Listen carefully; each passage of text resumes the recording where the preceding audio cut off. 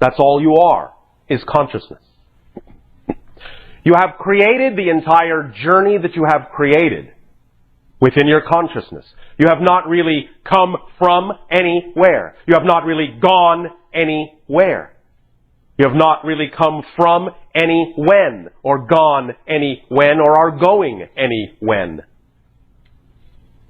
It is always here and now, but from a different perspective.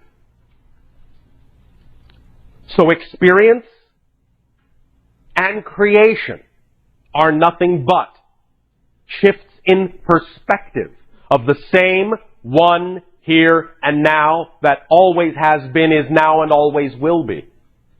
But the point is that this here and now, in principle, is infinite. And being infinite and eternal can appear from different perspectives to be an infinite number of things, seen in an infinite number of ways.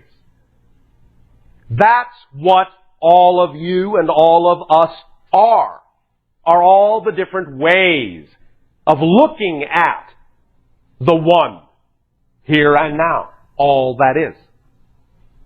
We are all, as we have said, the eyes of God, looking at itself from all the different angles it can, knowing itself, seeing itself, perceiving itself, experiencing itself in all the ways that are possible within the idea that it is. So, your life is a microcosm of that idea. You are the core of your life.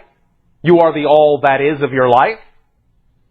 And if you wish to see yourself as a different person, acting in different ways, all you need to do is go to that core, go to that center, and understand you are already all the different things you think you are becoming, or you think you have been.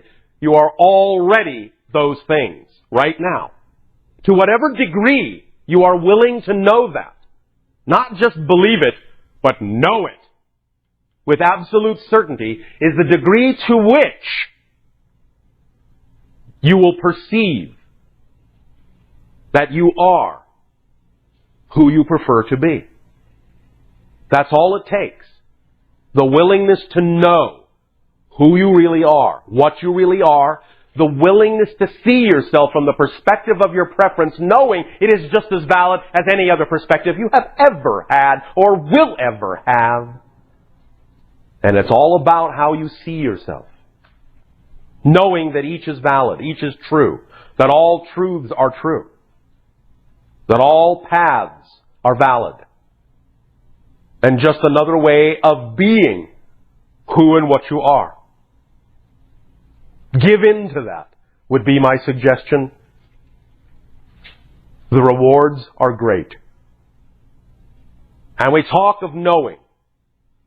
Knowing, in some sense, is that which is beyond believing. Knowing is that which is ingrained within you without even thinking about it, beyond a shadow of a doubt, without hesitation, without even the concept of process. It is simply that which you know to be true. Which you know to be true. And if you really take stock of what is simply obvious in life, then you will know what we know about you. That you are eternal, infinite aspects of creation. That you determine utterly what you experience in your reality. That you have freedom to choose forever and ever who and what you are. Because you are made in the image of God. And that means you are an aspect of all that is. And an aspect of all that is, that knows itself as an aspect of all that is, will see the work of all that is in everything that he or she does. will see the work of all that is in every reflection that you see of yourself. Be it light, be it dark, doesn't matter. All that is all that is. Without exception, without exception, without exception. All that is unconditional, without condition, without condition, without condition. This is the thing we mean when we talk about letting it be obvious. For even if many of you would only simply follow the literal dictionary definition of such words as unconditional when you apply them to all that is, that knowledge alone would erase most of your questions and doubts. For if you truly believed, if you truly knew that when you say that all that is truly unconditionally loving, that you really mean it is unconditional, then there would be absolutely no condition, no circumstance or situation in which all that is would ever do anything that would be less than unconditional in its love for you. And that right there would allow you to know there is no need to judge yourselves, find yourselves wanting, lacking, unworthy, undeserving. Because if all that is loves you unconditionally, why not take its word for it? That you deserve it. Now, you can argue with God if you want, because that's your right. God loves you so unconditionally that it allows you to disagree with it. That you are unconditionally loved. And that shows you exactly how unconditionally loved you are.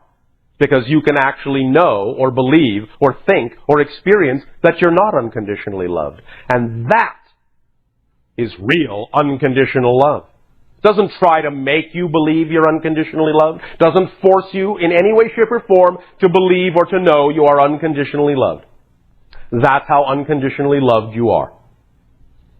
So take that to heart as an obvious indicator that if you are allowed to think you are undeserving, then you are certainly allowed to believe you're anything else that you want to believe, that you want to know that you are. Why not?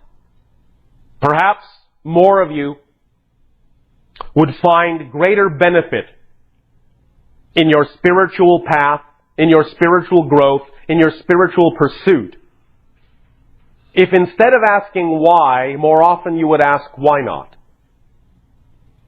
Why not?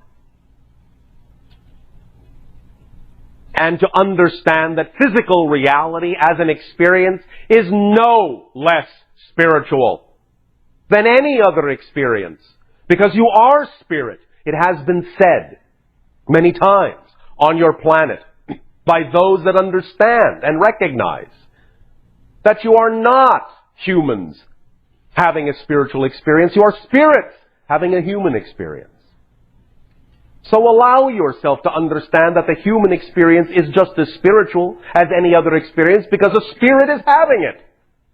How can it be anything other than spiritual? A spirit is having the experience. And so, as many of your Zen masters say, chopping wood, carrying water, the so-called normal things of life can be just as spiritual an act as anything.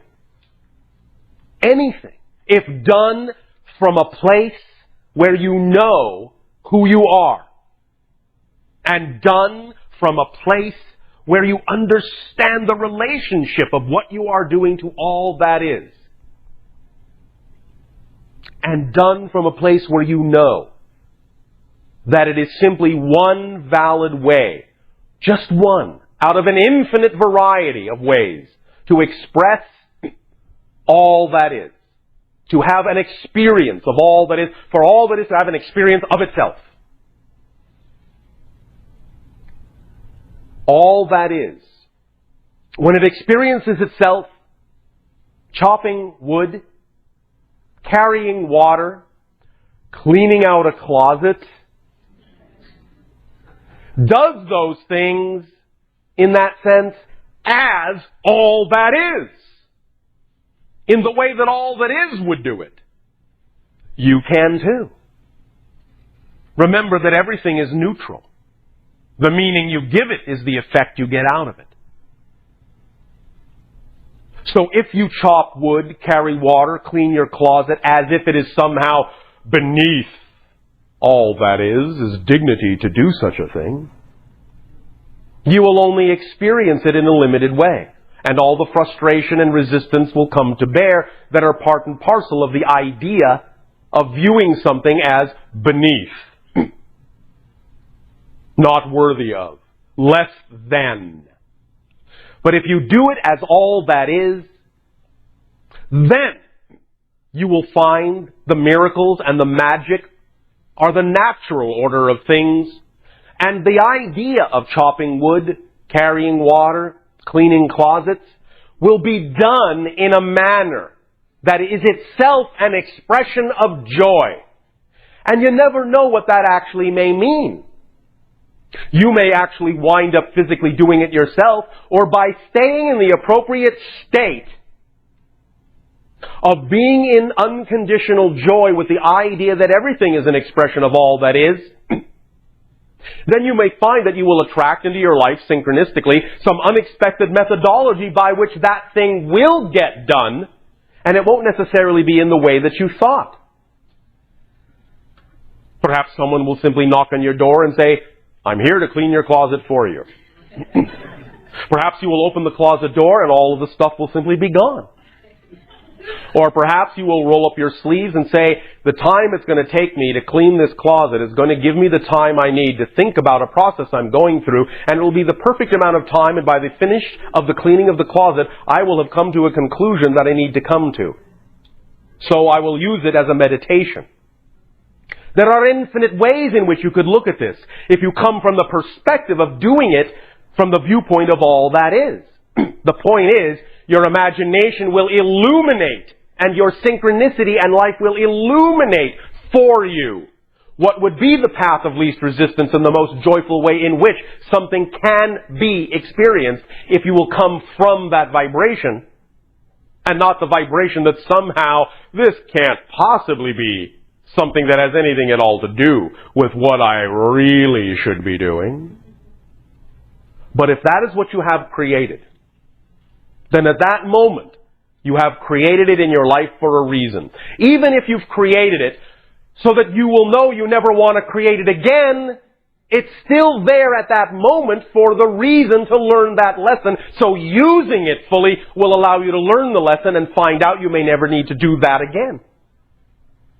But in order for you to find that out, you have to use it for what it is when it's there. Because if you ignore it, it's like not seeing a stepping stone and not stepping on it, refusing to step on the next stepping stone and yet wanting to get to the stepping stone beyond it. Which cannot happen unless you step on this one first, because it is designed to get you to the next one. If you see it that way, you will step on it with joy, and it will propel you automatically to the next one very rapidly, very efficiently, very smoothly, very easily. But the longer you sit there and stubbornly refuse that that stepping stone has anything at all to do with you, the longer you will stay on the stone you are on. And the farther away that other stone will look.